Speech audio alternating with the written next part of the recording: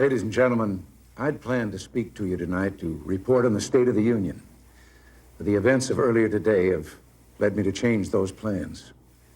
Today is a day for mourning and remembering.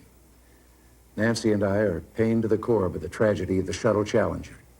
We know we share this pain with all of the people of our country. This is truly a national loss. 19 years ago, almost to the day, we lost 3 astronauts in a terrible accident on the ground. But we've never lost an astronaut in flight. We've never had a tragedy like this. And perhaps we've forgotten the courage it took for the crew of the shuttle. But they, the Challenger 7, were aware of the dangers, but overcame them and did their jobs brilliantly. We mourn 7 heroes: Michael Smith, Dick Scobie, Judith Resnick, Ronald McNair, Ellison Onizuka, Gregory Jarvis, and Krista McAuliffe. We mourn their loss as a nation together. The families of the 7, we cannot bear, as you do, the full impact of this tragedy. But we feel the loss, and we're thinking about you so very much. Your loved ones were daring and brave, and they had that special grace, that special spirit that says, give me a challenge, and I'll meet it with joy. They had a hunger to explore the universe and discover its truths. They wished to serve, and they did. They served all of us. We've grown used to wonders in this century. It's hard to dazzle us. But for 25 years, the United States space program has been doing just that. We've grown used to the idea of space, and perhaps we forget that we've only just begun. We're still pioneers. They, the members of the Challenger crew, were pioneers. And I want to say something to the school children of America who were watching the live coverage of the shuttle's takeoff. I know it's hard to understand, but sometimes painful things like this happen. It's all part of the process of exploration and discovery.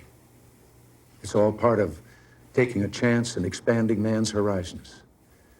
The future doesn't belong to the faint-hearted. It belongs to the brave. The Challenger crew was pulling us into the future, and we'll continue to follow them.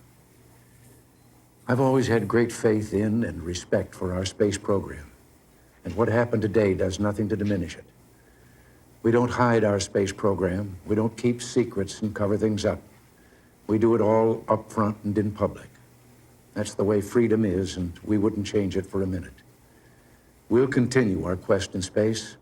There will be more shuttle flights and more shuttle crews, and yes, more volunteers, more civilians, more teachers in space. Nothing ends here. Our hopes and our journeys continue. I want to add that I wish I could talk to every man and woman who works for NASA or who worked on this mission and tell them your dedication and professionalism have moved and impressed us for decades, and we know of your anguish. We share it. There's a coincidence today. On this day, 390 years ago, the great explorer Sir Francis Drake died aboard ship off the coast of Panama. In his lifetime, the great frontiers were the oceans, and a historian later said he lived by the sea, died on it, and was buried in it. Well, today, we can say of the Challenger crew, their dedication was, like Drake's, complete. The crew of the Space Shuttle Challenger honored us for the manner in which they lived their lives. We will never forget them, nor the last time we saw them, this morning, as they prepared for their journey and waved goodbye and slipped the surly bonds of earth that touch the face of God. Thank you.